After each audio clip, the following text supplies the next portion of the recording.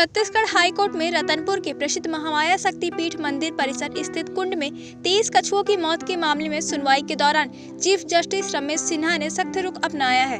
अदालत ने इस दुर्भाग्यपूर्ण घटना पर गहरी नाराजगी जताई और इसे पवित्र स्थल के अपमान की संज्ञा दी है।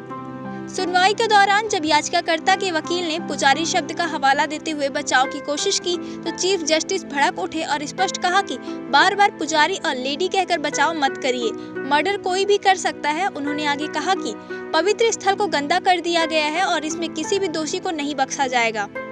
यह मामला तब और अधिक संवेदनशील हो गया जब पता चला कि पुजारी की ओर से अग्रिम जमानत याचिका दायर की गई है।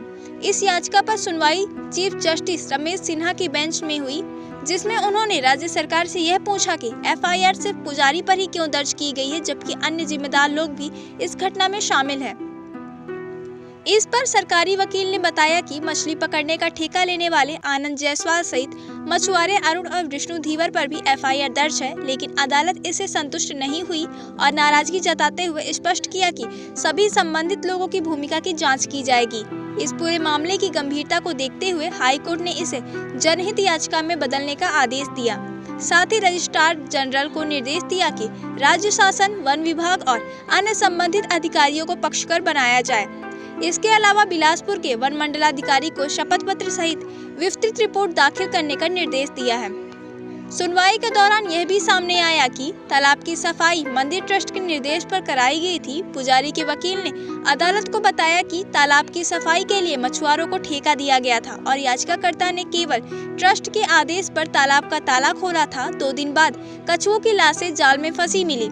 वहीं रतनपुर नगरपालिका की वकील भी कोर्ट में उपस्थित रही। जब अदालत ने पूछा कि क्या एफआईआर नगरपालिका ने दर्ज करवाई है तो उन्होंने इनकार कर दिया।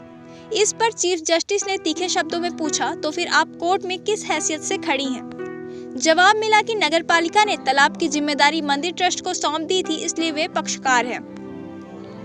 अदालत ने यह भी स्पष्ट किया कि अगर ट्रस्ट ने सफाई का निर्णय लिया है तो ट्रस्ट के सभी जिम्मेदार लोगों को जांच के घेरे में लाया जाए। कोर्ट ने इस मामले को किसी एक व्यक्ति तक सीमित नहीं रखा और संकेत दिया कि आगे और कई नामों पर कार्यवाही हो सकती है। अगली सुनवाई सोमवार को तय की गई है, जिसमें डीएफओ बिलासपुर से विस्तृत रिपोर्ट मांगी गई है। गौरतलब है कि नवरात्र पर्व से पहले 24 मार्च को महामाया मंदिर परिसर के कुंड में 23 कछुए मृत पाए गए थे। शुरुआती जानकारी के मुताबिक तालाब की सफाई के दौरान मछुआरों द्वारा डाले गए जाल में कछुए फंस गए थे, जिससे दम घुटने के कारण उनकी मौत हो गई। बाद में वन विभाग द्वारा कराए गए पोस्टमार्टम में भी यह पुष्टि हुई कि कछुओं की मौत दम घुटने से हुई है। माना जा रहा है कि जाल की जाली पतली थी, जिससे कछुए बाहर नहीं निकल पाए और उनकी सांस रुकने से वहां मौत हो गई। इस दुर्भाग्यपूर्ण घटना पर मीडिया ने रिपोर्ट आने के बाद हाई कोर्ट ने स्वतः संज्ञान लेते हुए इस जनहित याचिका में बदलकर सुनवाई प्रारंभ की है।